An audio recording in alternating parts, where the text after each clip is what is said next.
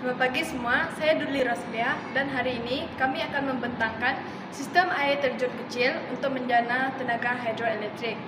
Sistem ini menggunakan mikroturbin hidroelektrik untuk menukar tenaga aliran air menjadi elektrik, memberi tenaga bersih kepada kawasan luar bandar atau terpencil yang tidak mempunyai akses kepada grid elektrik. Berbanding dengan projek hidroelektrik besar, ia lebih murah, mudah dipasang dan mesra alam. Sistem ini membantu mengurangkan pencemaran dan menyokong usaha perubahan iklim dengan menggunakan sumber tenaga yang boleh diperbaharui.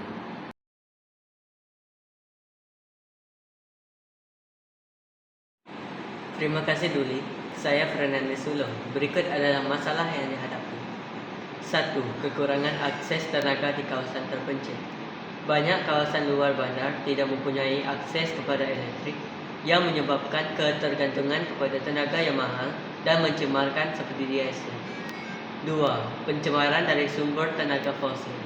Penggunaan sumber tenaga fosil seperti diesel menyumbangkan kepada pencemaran udara dan perubahan iklim yang memberikan kesan negatif kepada kesehatan dan alam sekitar.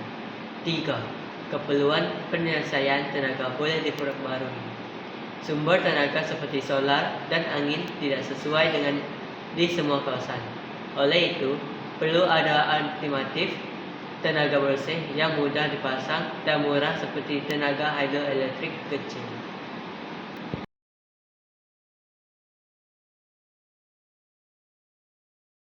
Untuk menyelesaikan masalah ini, kami cadangkan penyelesaian berikut. Yang pertama, pemasangan turbin mikrohidro. Turbin mikro dipasang pada air terjun untuk menukar tenaga aliran air menjadi elektrik, memberikan tenaga bersih di kawasan terpencil tanpa bergantung pada grid utama. Yang kedua, reka bentuk sistem efisien.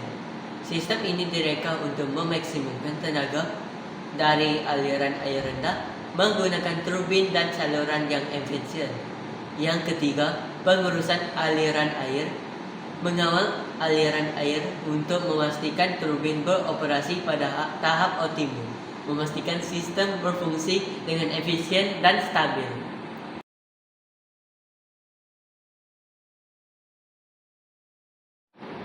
Bagaimana sistem ini berfungsi?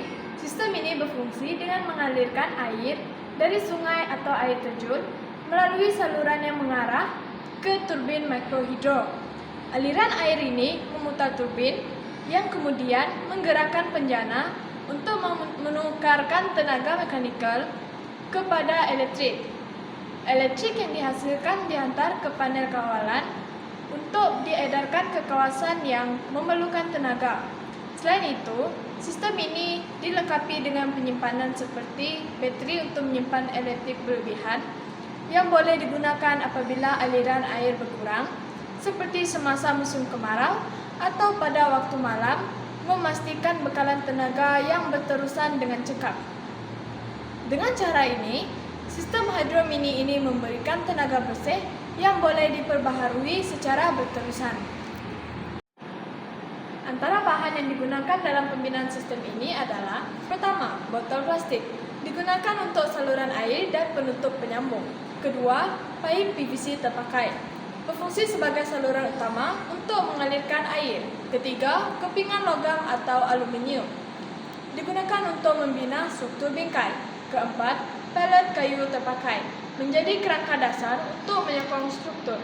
Kelima, batu atau jubin lama, digunakan sebagai hiasan struktur dan memberi kestabilan. 6. Bekas plastik atau tong lama, digunakan sebagai kolam penampung air. Ketujuh, motor elektrik terpakai, digunakan sebagai pam air untuk sistem. Yang ke-8, tayar terpakai, berfungsi sebagai asas atau struktur penahan untuk memastikan kestabilan sistem. Penggunaan bahan terpakai ini membantu mengurangkan kos pembinaan dan mempromosikan amalan kita semula, menjadikan sistem ini lebih mesra alam dan ekonomi.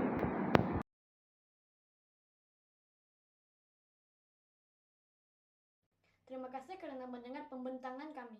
Saya Lioslenary. Kami percaya bahwa sistem mikrohidroelektrik ini adalah penyelesaian tenaga yang sangat relevan dalam usaha mencapai tenaga bersih dan lebih mempan. Ia memberi tenaga yang boleh diperbaharui dan menyokong masyarakat di kawasan terpencil, sekaligus mengurangkan pencemaran dan